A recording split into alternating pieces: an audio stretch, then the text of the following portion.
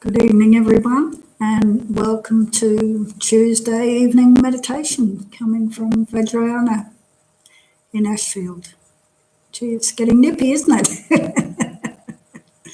I had the heater on to warm the room up a little bit. So I hope everyone is well and staying safe. And let's begin by just settling the body and getting rid of any tension that we're holding. So whether you're on a chair or whether you're on a cushion on the floor, make sure you're comfortable, your spine is straight.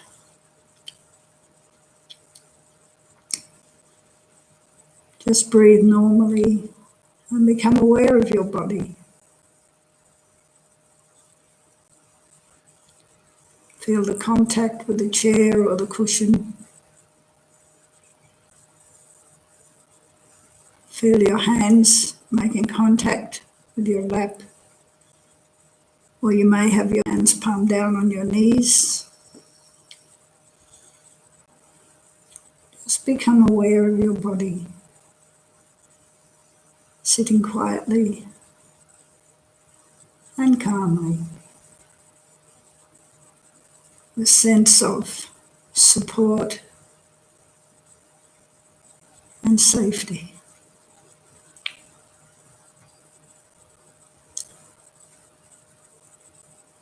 So we normally set a very positive motivation,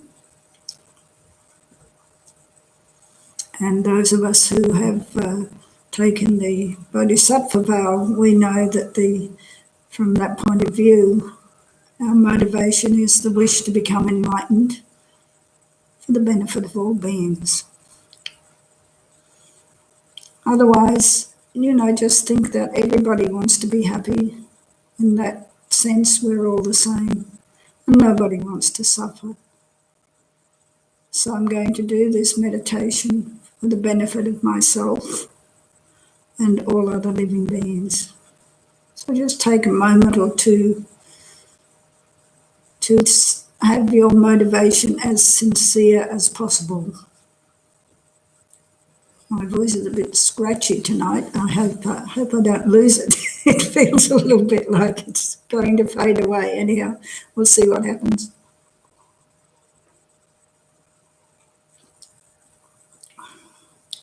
So beginning on the top of the head, we're going to check for any areas of tension. And whenever we come across tension in the body, we're going to be aware of it. And as we breathe out, we imagine that the tension leaves the body with the breath. So moving down over the forehead. Be aware of your temples too.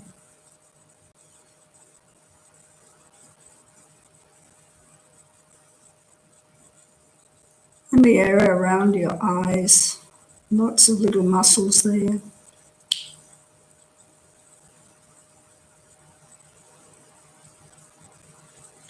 And relax the eyes themselves.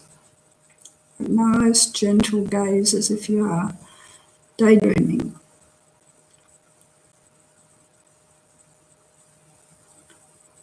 Moving down over the cheekbones to the mouth. Make sure you're not clenching your jaw, so relax.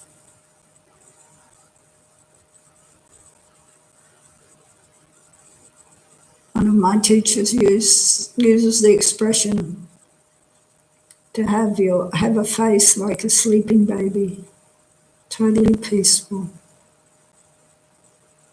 completely relaxed,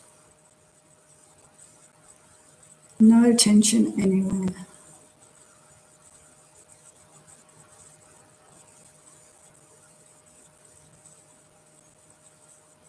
Gently going back to the top of the head and moving down the back of the head to the base of the skull,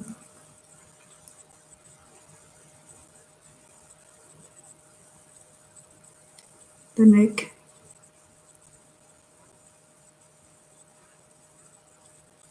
the throat,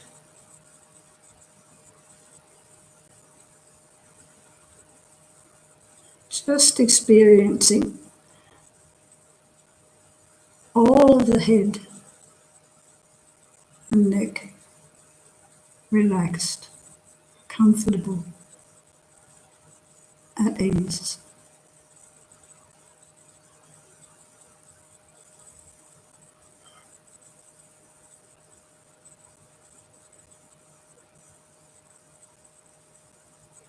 Tops of the shoulders,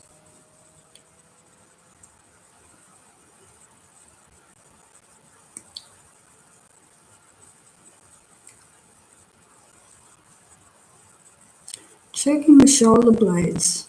It's good to have your shoulders a little bit back.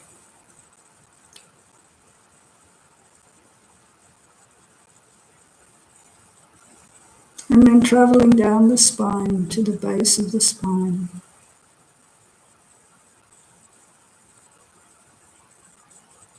Feeling the strength of the spine supporting the body.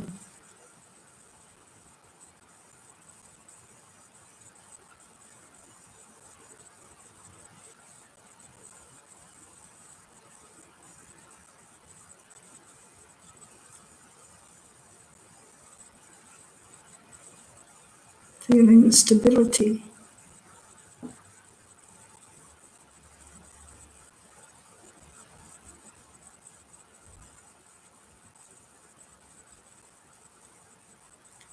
And from the shoulders moving down the front of the body, top of the chest, diaphragm, and belly. Comfortable, relaxed.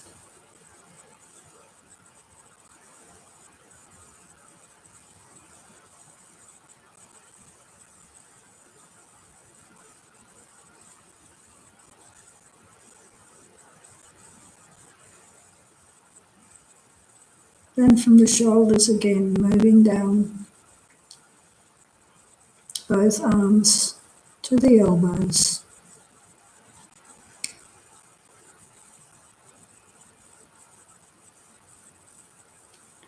Elbows to wrists. And then the palms of the hands, the backs of the hands.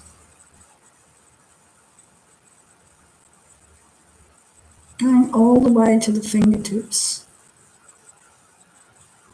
Soft, relaxed.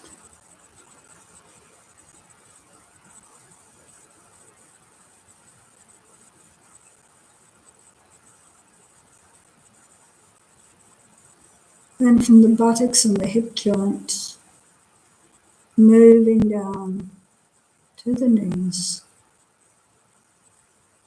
down through the calves, shins, to the ankles,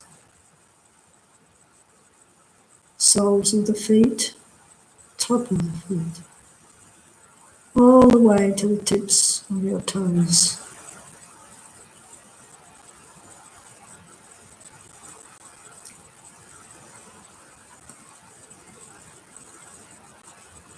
And become aware of the whole body.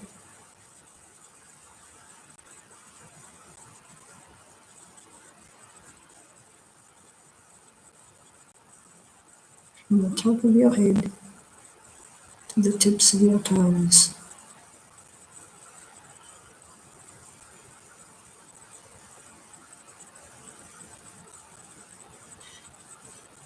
And just do another quick scan in case you've missed any little spots of tension.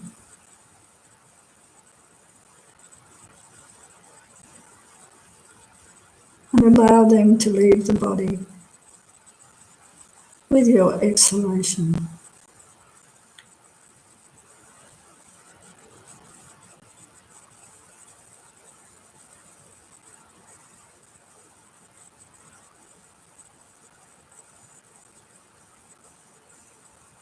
And take a few moments to enjoy the body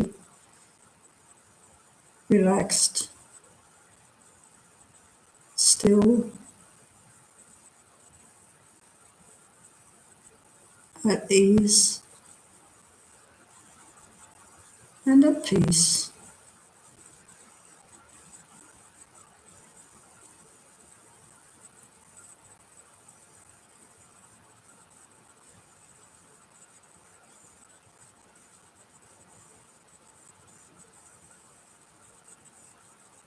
Most of the time, we're not even aware of our body.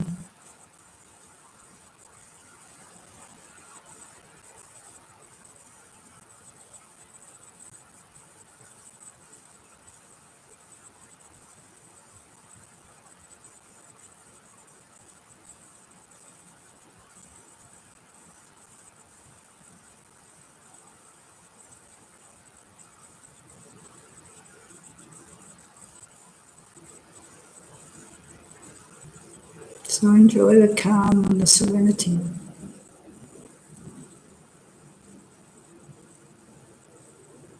And let's move on to some breathing meditation.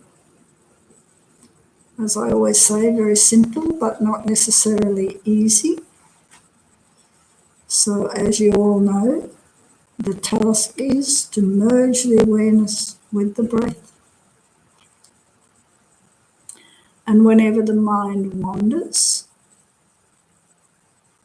notice that it's wandered, and gently but firmly, without any criticism, bring the awareness back to the breath. So you can think of the breath as a horse and your awareness as the rider. Doesn't matter how many times you fall off, as long as you get back on. So you can focus on the breath as it enters and leaves the nostrils, or you can focus on the rise and the fall of the abdomen, whichever feels most comfortable for you. So let's begin.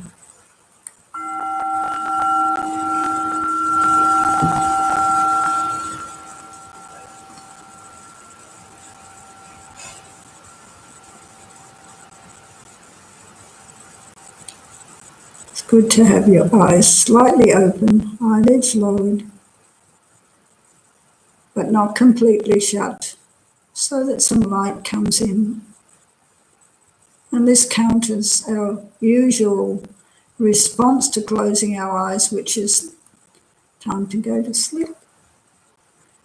So keep your eyes a little bit open so that there's some light coming in.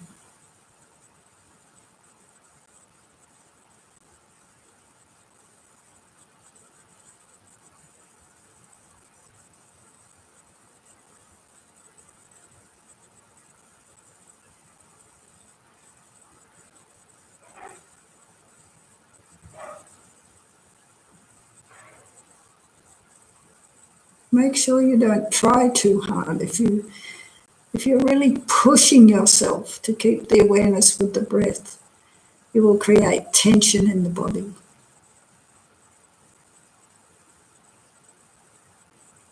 So it's that balance between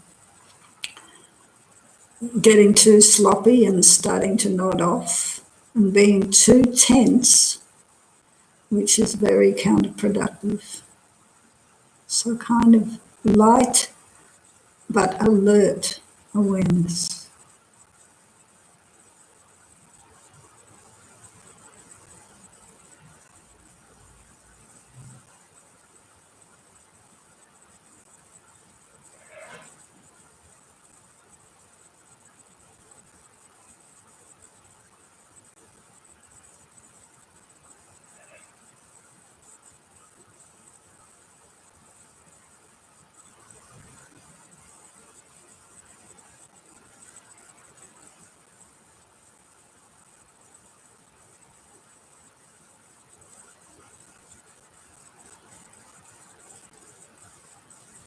As soon as you notice that your awareness has moved away from the breath,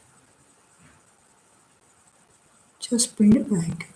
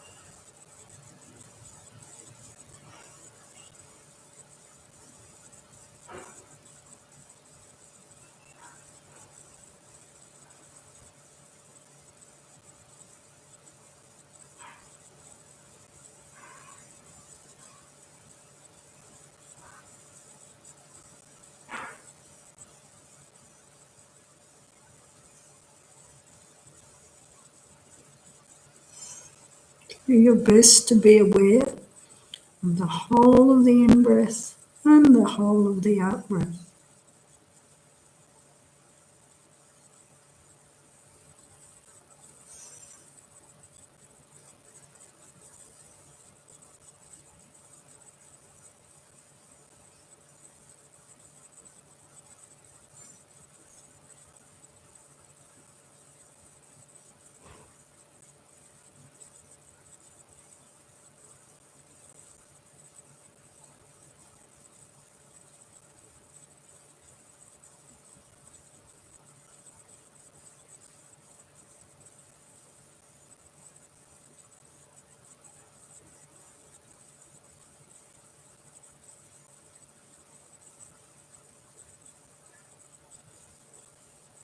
Of course, we're trying to keep the awareness for the whole of each cycle of in and out breath.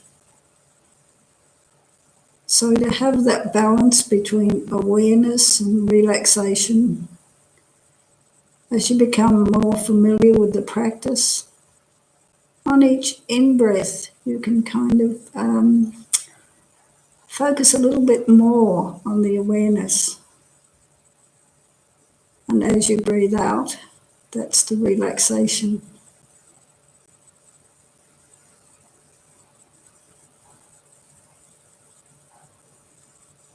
relaxation, you don't lose the awareness.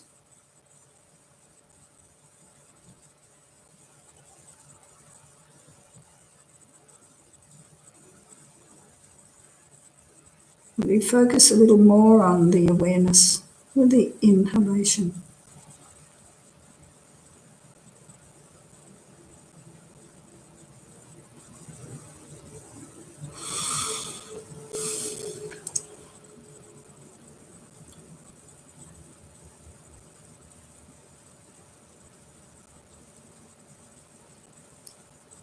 And although we should sit as still as possible during meditation, if you notice that your body has slumped over, it's perfectly okay. In fact, it's important to straighten up again.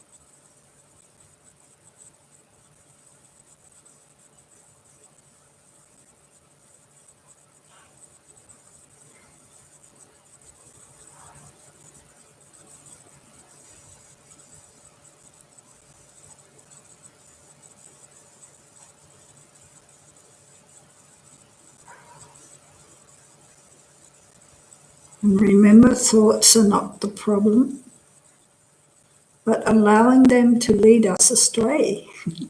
That's the problem. So as soon as you notice that a thought has arisen, bring your awareness back.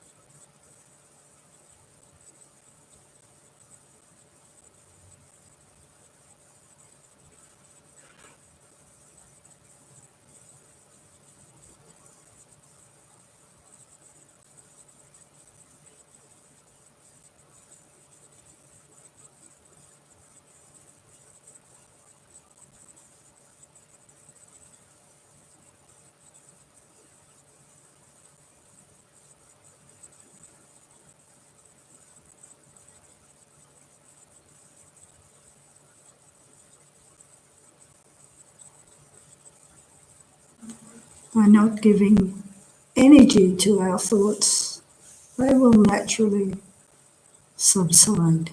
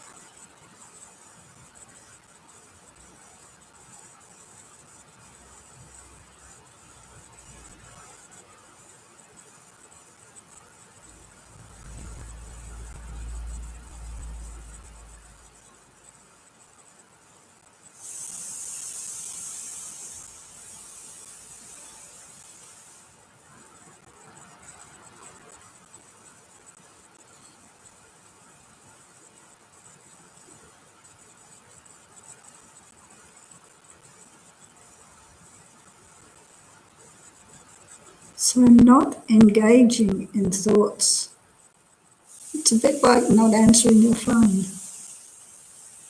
Your phone rings and you don't answer. So the ringing stops.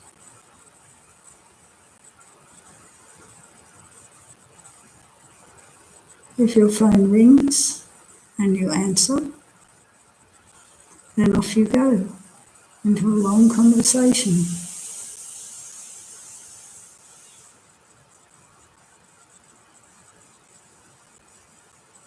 Of course, this can be a good thing, but I think you might find that analogy helpful.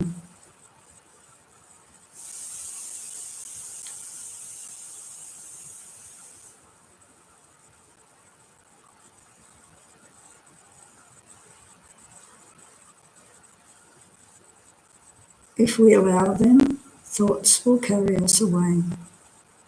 But our job is to stay focused on the breath.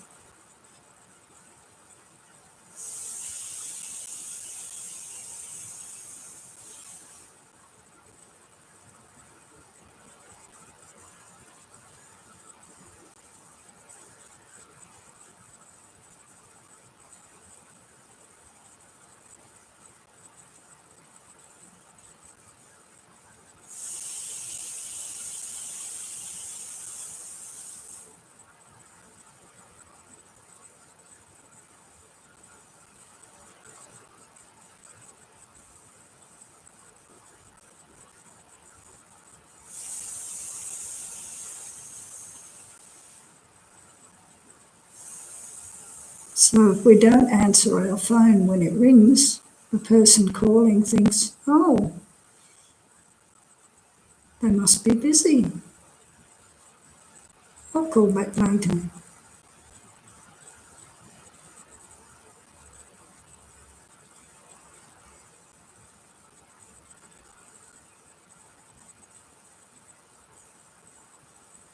So when the thought wants to engage us, we don't pick up the phone. We simply focus on the breath. And so the thought dissolves.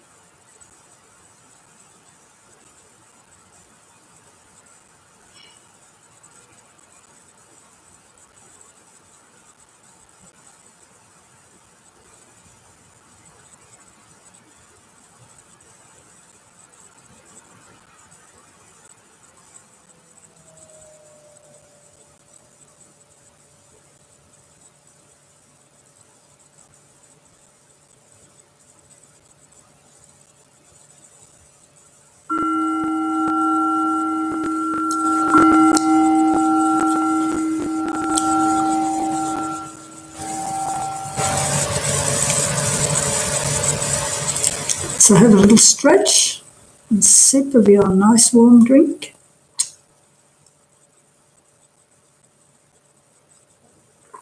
While I think of it, those of you who are going to tune in tomorrow for my Wednesday morning talk on, Buddhism in daily life, we will be on Zoom tomorrow. So it'll be a little bit more interactive. I thought I'd mention that now, otherwise I might forget. And if you go onto our website, you will see all of the program and you'll see how to, the link for the Zoom meeting tomorrow. So that will be from 10 till 11:30 in the morning.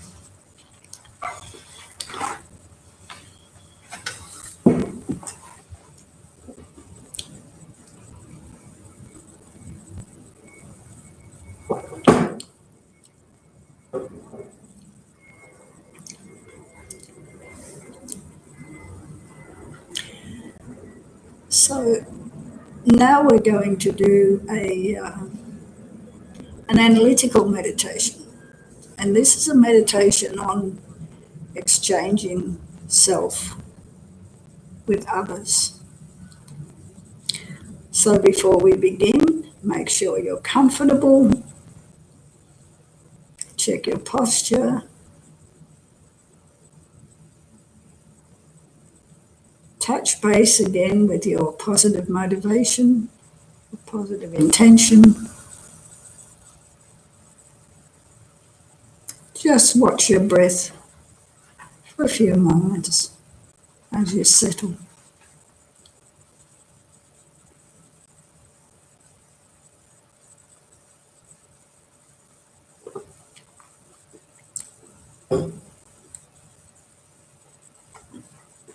So consider this.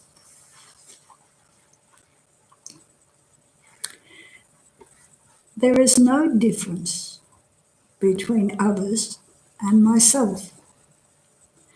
24 hours a day, I am trying to obtain something good for myself and to avoid any unpleasantness, problems, or suffering. Others are also striving to secure happiness and avoid suffering. Whatever they are doing, whatever their appearance, whatever way they dress, whatever manners they display, or whatever opinions they may hold, they're just trying to be happy, just like I am.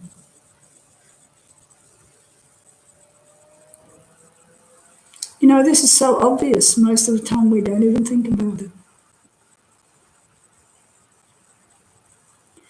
Their happiness is no less important to them than my happiness is to me.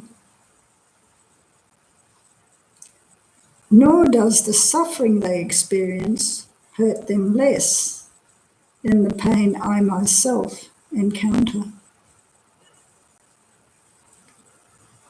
In that respect, we are completely equal. Nobody has any more right to happiness than anybody else. However, there is a difference. Others are innumerable, and I am only one. I am only one person. Just like $1 is almost nothing compared to $1 million, wouldn't it be fair to consider one person's happiness insignificant compared to infinite others' happiness?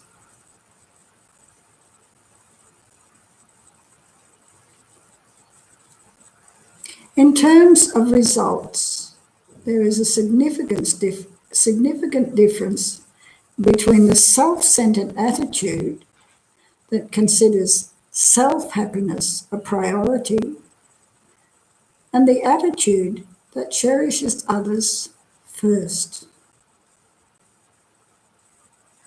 When we are self-centered, this is the source of all misery. This is something to think about. Self-centeredness is a very a traditional, if you like, Tibetan Buddhist term, or how it's been translated. We could fairly accurately perhaps use the word selfishness. Anyhow, this is the source of all misery. And caring for others is the source of all happiness. Therefore, it is appropriate to dedicate myself to work for the benefit of others.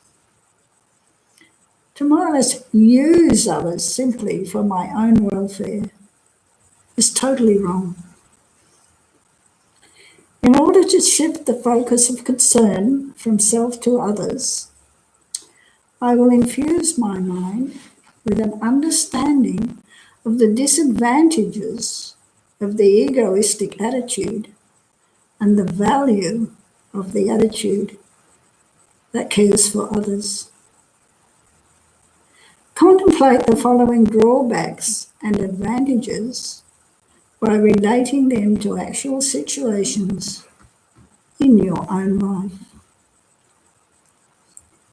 When I have the wish to secure my happiness first, this creates a very narrow perspective.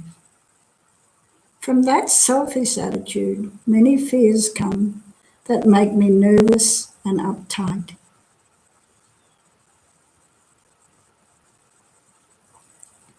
When things do not work out the way I want them to, they appear worse than they really are.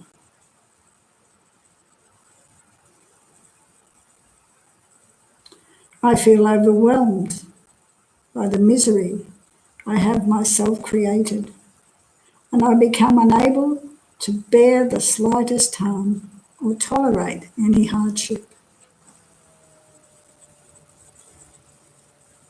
I approach situations with the thought, what is there for me to gain? And being so worried about getting something for myself, there is no opportunity to relax.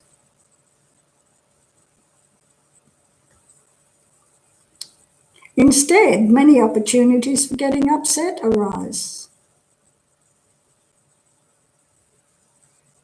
Likewise, in my relations to others, I expect that they will like me, treat me well, help me, and respect me.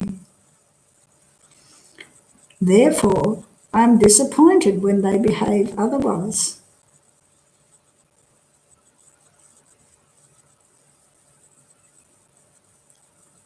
I become overly sensitive and easily hurt. The slightest unpleasant word or criticism becomes unbearable, and I always feel uncomfortable.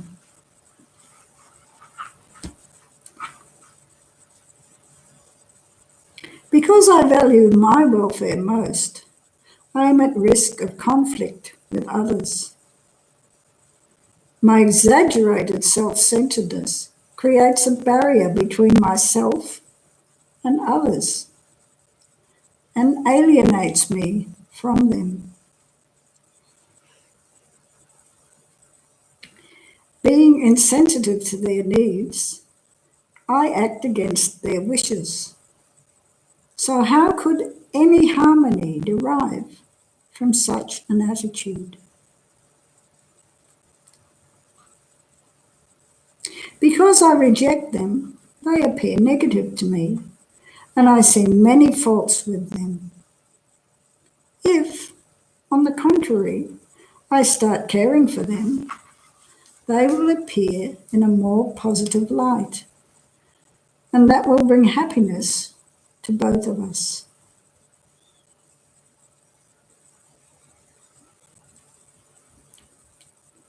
The self-centered attitude is the source of most delusions. Because of it, I become envious of others. Instead of rejoicing at their good fortune and partaking in it, I belittle them and have no tolerance for their mistakes. Due to attachment to myself, I overlook the impact of my actions on them, and I fail to practice the basic training of ethics.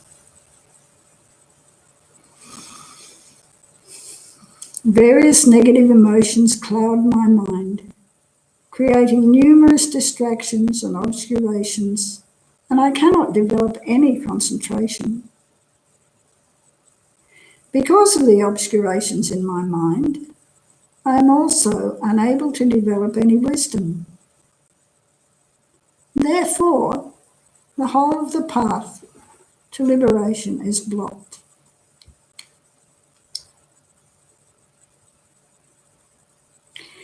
This egotism prevents me from respecting others, particularly spiritual teachers, and learning from them.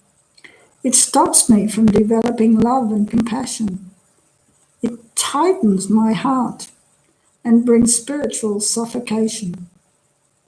It is a huge obstacle to reaching peace and happiness.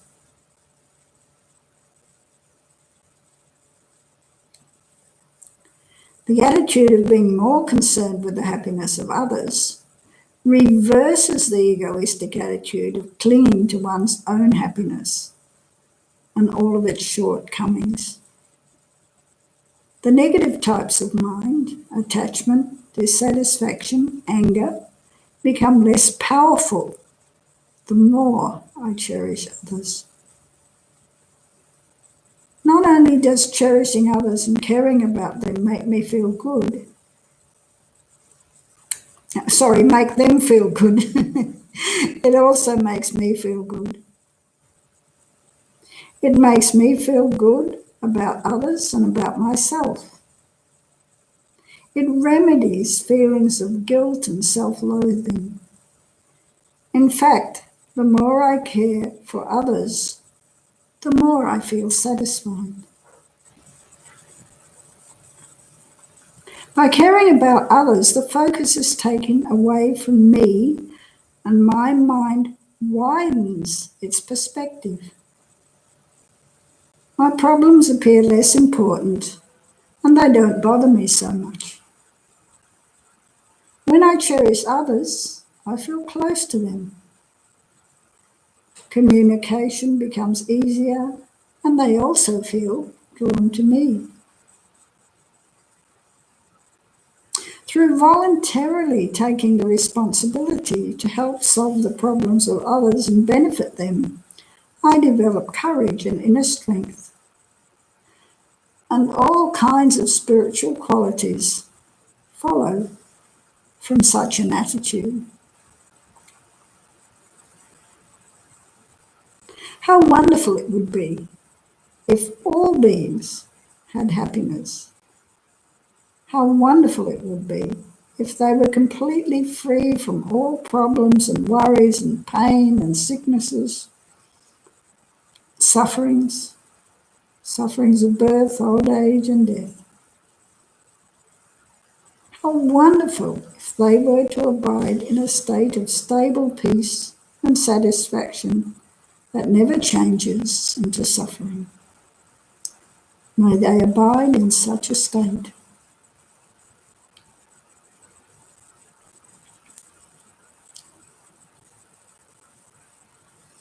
So thinking about these two different ways of interacting, I hope during the meditation, you looked for experiences in your own life and checked whether what the meditation says accords with your reality.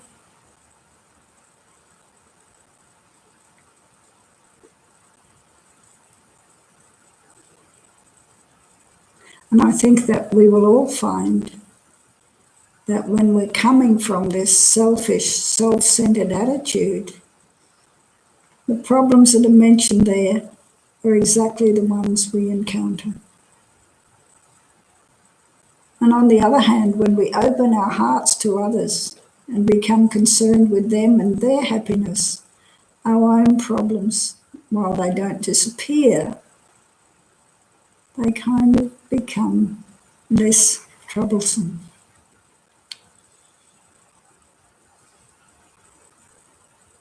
So there's a quote in the, and it was actually in the meditation, in a practice that we do monthly, which is called the Guru Puja.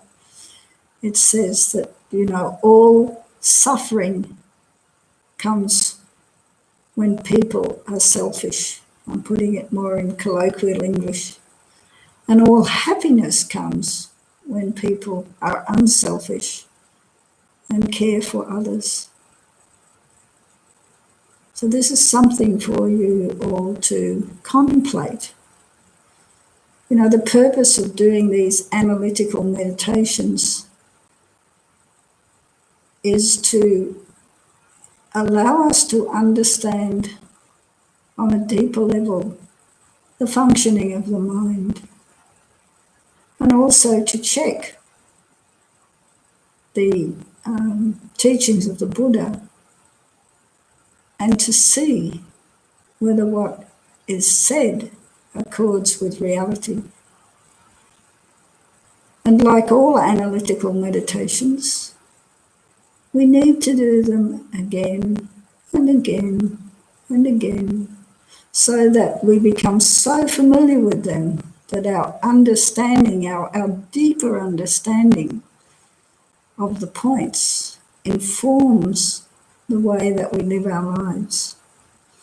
And that's why the translation of the Tibetan for meditation is Gom, means to become familiar with.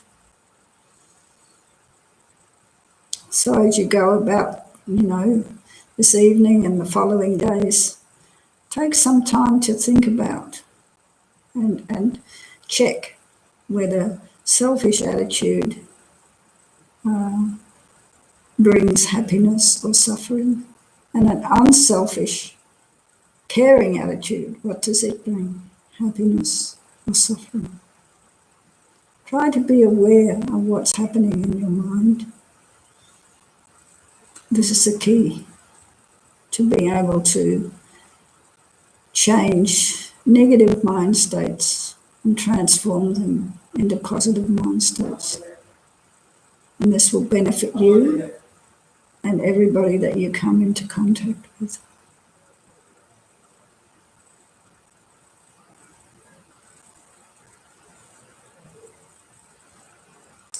So again, I'm going to read the dedication from the Bodhisattva's Way of Life, because it covers, all of the suffering that people are encountering.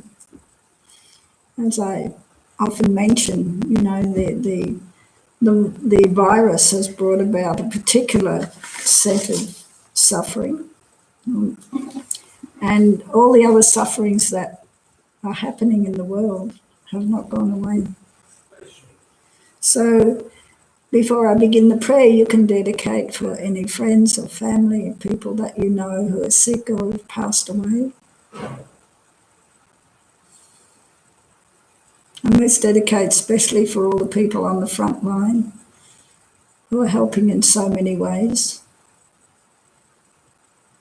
Incredible kindness and sacrifice. So thinking of them in particular, and then moving on to the dedication. So we're now dedicating the merit that we have created by engaging in meditation this evening. So may all beings everywhere, plagued by sufferings of body and mind, obtain an ocean of happiness and joy by virtue of my merits. May no living creature suffer, commit evil, or ever fall ill. May no one be afraid or belittled with a mind weighed down by depression. May the blind see forms and the deaf hear sounds. May those whose bodies are worn with toil be restored on finding repose. May the naked find clothing, the hungry find food.